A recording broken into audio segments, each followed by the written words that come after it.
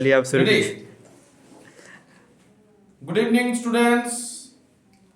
आज हम आपके सामने एक वीडियो लेके आए हैं, how to calculate balance and valency.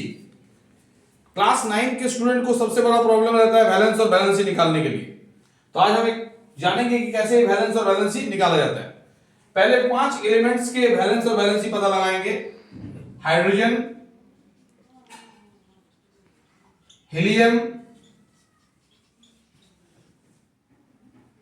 Lithium, beryllium, boron. सबसे पहले आपको करना क्या है, आप सबसे पहले इनकी एटॉमिक नंबर को लिख लीजिए। हाइड्रोजन का 1, हीलियम का 2, लिथियम का 3, बेरिलियम का 4, बोरन का 5। अब क्या करना है, इनका इलेक्ट्रॉनिक कॉन्फ़िगरेशन निकाल लीजिए। इनका इलेक्ट्रॉनिक कॉन्फ़िगरेशन जिसको हम लोग शॉर्ट में ईसी बोलते हैं। जैसे कि बच्चों आपको पता होगा या नहीं जानते तो मैं बता देना चाहता हूं कि कैसे किसी के इलेक्ट्रॉनिक कॉन्फ़िगरेशन निकालें। तो इलेक्ट्रॉनिक कॉन्फ़िगरेशन के लिए जैसे एक फॉर्मूला आता है 2n² का, याद रखिएगा। ये फॉर्मूला प्रोफेसर नील्स बोर ने दिया था और ये आता है 2n² का। यहां n क्या है, n एक पॉजिटिव इंटीजर नंबर है। n is a positive integer, n is a positive integer. इसकी value n is equal to 1 2 3 4 5 6 and so on हो सकता है। अगर हम n की वैल्यू को 1 लेते हैं, मान लीजिए हमको अगर n की वैल्यू 1 मिला तो ये आएगा हमारा 2। तो 2 आया तो पहला सेल, जैसे हमने यहां पर सेल बनाए, सेल का मतलब होता है एटम के चारों तरफ स्फेरिकल ऑर्बिट्स। अगर हमने सेल बनाए तो पहला सेल, अगर यहां पहला सेल मतलब n की वैल्यू 1 लेंगे, ये सेल नंबर 2 है तो हम n की वैल्यू को 2 लेंगे। और जब हम सेल नंबर 3 की बात करेंगे तो हम n की वैल्यू 3 लेंगे। अब इसका आप लोगों के मन में डाउट आ रहा होगा कि सर n वैल्यू 1 2 3 क्या है। सेल मतलब होता है कि इस सेल के अंदर कितने इलेक्ट्रॉन्स रहेंगे। तो n इज इक्वल टू 1 में कितने इलेक्ट्रॉन्स रहेंगे, सेल नंबर 2 में कितने इलेक्ट्रॉन्स रहेंगे और सेल नंबर 3 में कितने इलेक्ट्रॉन्स रहेंगे।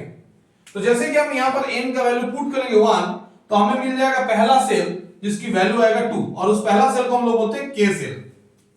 ठीक है, देखिए फिर से फॉर्मूला देखिए। कैसी भी इलेक्ट्रॉनिक कॉन्फ़िगरेशन निकालने के लिए सबसे पहले आपको आइडिया होना चाहिए सेल के बारे में, और सेल में इलेक्ट्रॉन्स कितने रहेंगे उसके लिए फॉर्मूला दिया था नील्स बोर ने 2n²। n जहां एक पॉजिटिव इंटीजर नंबर है जिसकी वैल्यू 1 2 3 4 5 हो सकता है। अगर n की वैल्यू को 1 लेते हैं, n की वैल्यू 1 तब लेंगे जब सेल 1 की बात कर रहे हैं। n की वैल्यू 2 लेंगे जब सेल 2 की बात कर रहे हैं। n की वैल्यू 3 तब लेंगे जब सेल 3 की बात कर रहे हैं। जब हम n की वैल्यू 2 लेंगे तो हमें मिलेगा 2 इलेक्ट्रॉन्स और वो सेल का नाम होगा k सेल। मतलब हम कोई सेल में 2 इलेक्ट्रॉन रख सकते हैं। जब हम n की वैल्यू को 2 लेंगे तो हमें मिलेगा 8 इलेक्ट्रॉन्स और उस सेल का नाम होगा l सेल।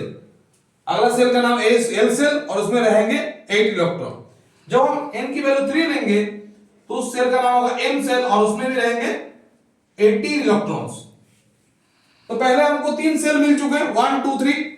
तो 1 2 पहला सेल जिसमें 2 इलेक्ट्रॉन्स, दूसरा सेल जिसमें 8 इलेक्ट्रॉन्स और तीसरा सेल जिसमें 18 इलेक्ट्रॉन्स। सेल नंबर 1 जिसको हम लोग k सेल बोलेंगे, सेल नंबर 2 जिसको m सेल बोलेंगे, सॉरी l सेल बोलेंगे, और सेल नंबर 3 जिसको हम लोग m सेल बोलेंगे। इसके बाद भी क्या सेल आता है, हाँ आता है n o, आगे आप जा सकते हैं।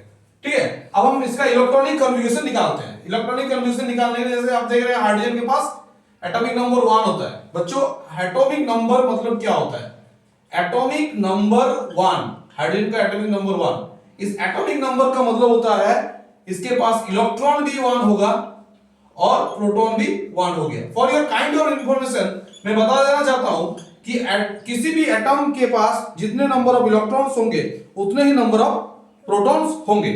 किसी भी एटम के पास जितना नंबर ऑफ इलेक्ट्रॉन्स होंगे उतने ही प्रोटॉन्स होंगे। अगर हाइड्रोजन का एटॉमिक नंबर 1 है, इसका मतलब हाइड्रोजन के पास इलेक्ट्रॉन भी 1 और प्रोटॉन भी 1 होगा। ठीक है, एटॉमिक नंबर क्या सेंस कराता है? एटॉमिक नंबर सेंस कराता है कि उस एटम के पास how many electrons are there. Atomic number is always equal to the number of electrons and number of protons. If hydrogen atom have 1 electron, that means इसके पास 1 इलेक्ट्रॉन है और 1 प्रोटॉन है। और एक बात दिमाग में भर लो कि जो किसी भी एटम के सेंटर पर रहता है प्रोटॉन, और इलेक्ट्रॉन उसके चारों तरफ घूमते रहता है। ठीक है, इलेक्ट्रॉन उसके चारों तरफ घूमते रहता है। हमें इसी चैप्टर में यही देखना है कि किसी का पास कितने इलेक्ट्रॉन घूमेंगे। जैसे कि नील्स बोर ने बताया, तो पहला सेल में हमेशा 2 इलेक्ट्रॉन घूमेंगे, दूसरा सेल में हमेशा 8 और तीसरा में 8 इलेक्ट्रॉन रहने की प्रोबेबिलिटी है। ठीक है, फिर से एक बार बता देता हूं।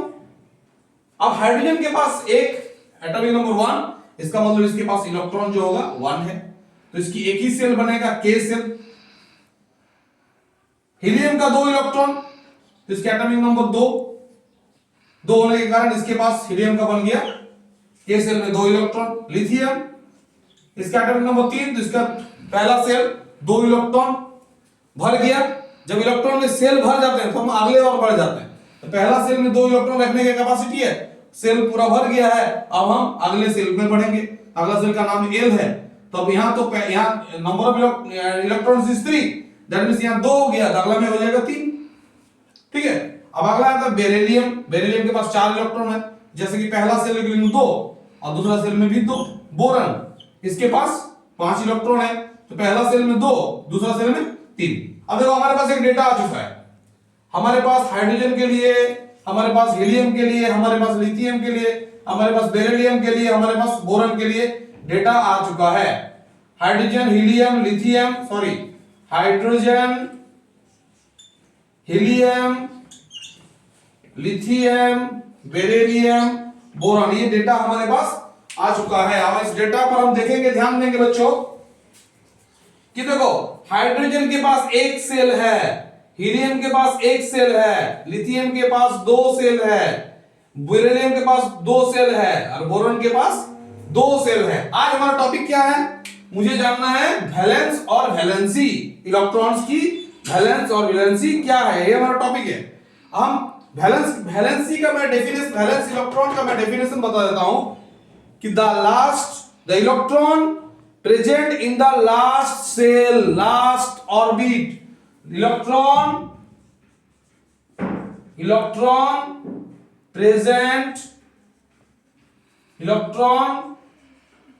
present in a atom of last cell, कैसे देख लो, of any atom। देखो आगे ना बात कि इलेक्ट्रॉन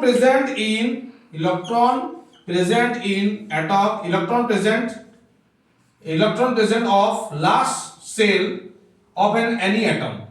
किसी भी एटम के लास्ट सेल में कितने इलेक्ट्रॉन प्रेजेंट है वो उसका वैलेंस इलेक्ट्रॉन कहलाएगा। जैसे हाइड्रोजन की बात करेंगे, इसकी लास्ट बोलो फर्स्ट बोलो एक ही सेल है, इसकी लास्ट सेल में कितने इलेक्ट्रॉन्स है? 1 है, इसलिए इसकी वैलेंस इलेक्ट्रॉन हो जाएगा 1। हीलियम के लास्ट सेल में कितने इलेक्ट्रॉन्स है? 2, तो इसकी वैलेंस इलेक्ट्रॉन कितना हो जाएगा? 2। लिथियम का लास्ट सेल में कितने इलेक्ट्रॉन्स है बताओ?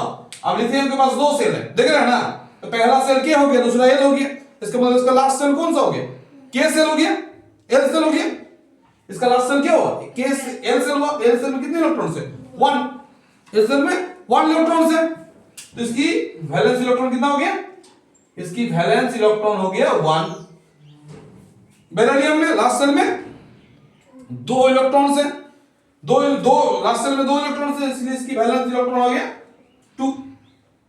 बेरिलियम बोरॉन में लास्ट सेल में 3, तो इसकी वैलेंस इलेक्ट्रॉन हो गया 3।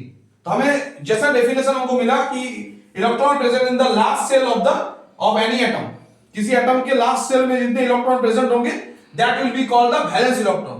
तो जैसे कि हम देखें कि हर सेल के लास्ट में जो इलेक्ट्रॉन प्रेजेंट होगा उसको लिख देंगे, that will get the valence.